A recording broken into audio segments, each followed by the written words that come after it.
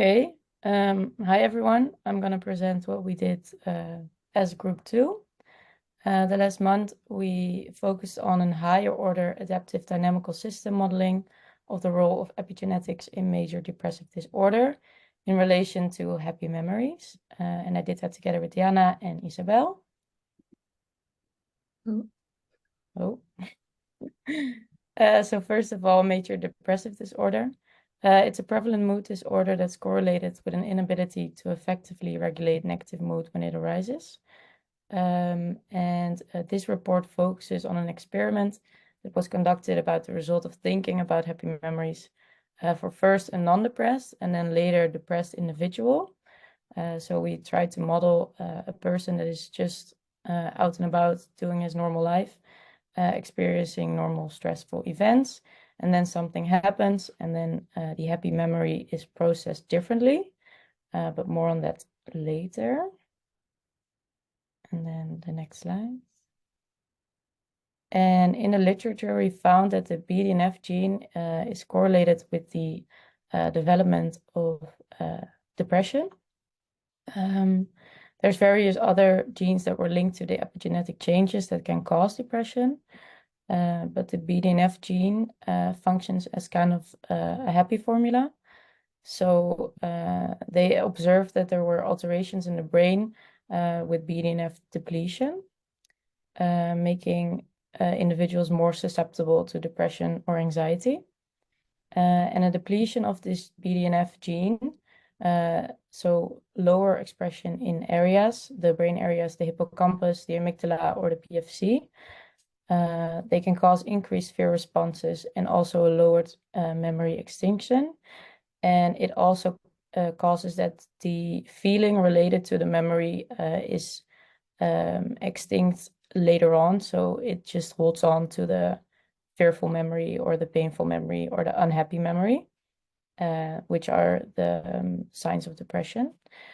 And let's see. Yeah, the BDNF expression in the hippocampus mediates this process for memory consolidation and the extinction of the memory.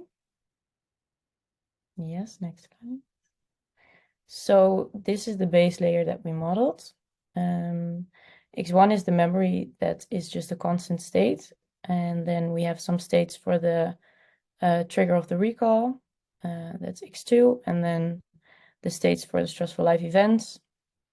And then X8, the PSB, is the mood response. So the person that prepares itself for the emotional response. And first this all works fine, and then this becomes dysregulated, this state. Then we have some brain states, so the amygdala, the PFC, and the hippocampus. In the literature, it's not very consistent on what the connectome is between these three brain areas. They're all interrelated, but for instance, the PFC controls the amygdala, but the hippocampus memories are also linked to activity in the amygdala. So there's a bidirectional link to all of these states, but you will see that in the next slide in the model. And then we have a state for the recall of the memory, and then some context states for the memory, stressful life events, and just the normal life stress. Yes. So this is the 3D model we came up with. So in the pink on the bottom, we have the three contexts. So those were the memory, the stressful life event, and the normal life stress. Then they all, to the right, they retrieve the memory for the top one. And then they enter the brain. So the PFC, the hippocampus, and the amygdala. And these all influence the eventual emotional response. And this emotional response then also has a link to the fifth layer, so the epigenetic layer.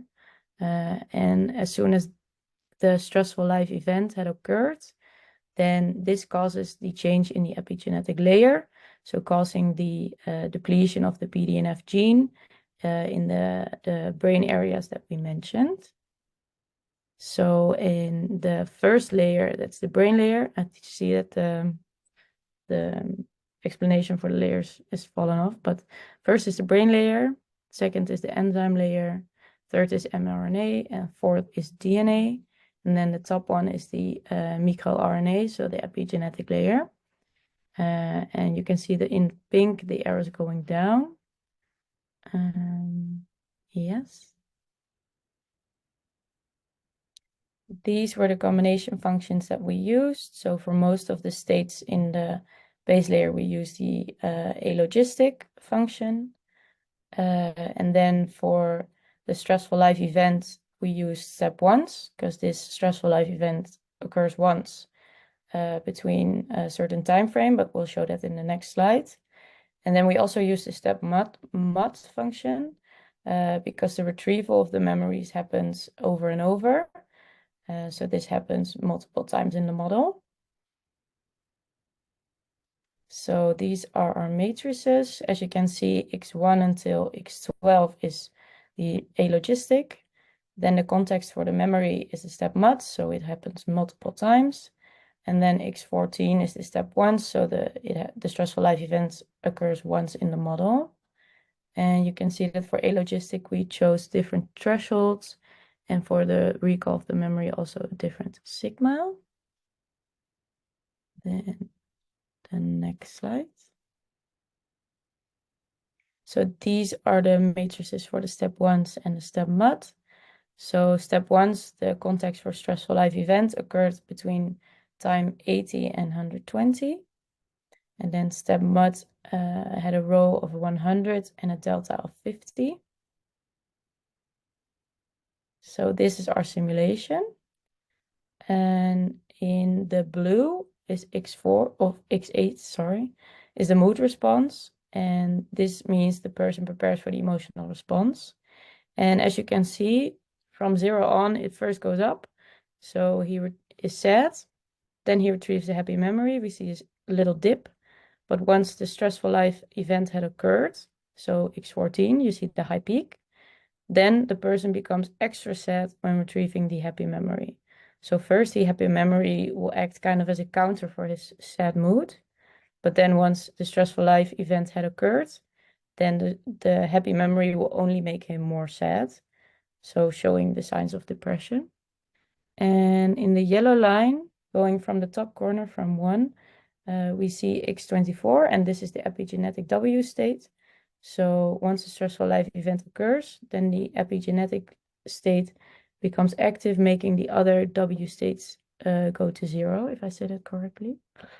Yes, and then the next slide. We also did some verification of the model. So for certain time points, we measured the aggregated impact, or we calculated the aggregated impact. And first of all, this was a bit tricky because the numbers were very high. But using the alogistic table that was provided by Jan, we found the right numbers, luckily. And as you can see, they all become close to 0. So it's pretty accurate. And then we also did some validation of the model via parameter tuning. This was also an interesting one because first of all, it took a really long while.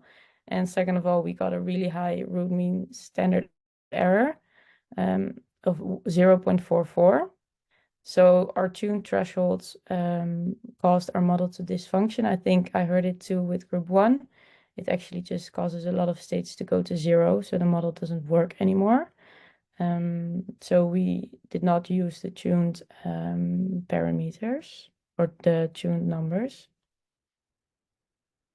And do we have one more slide, or was this the end?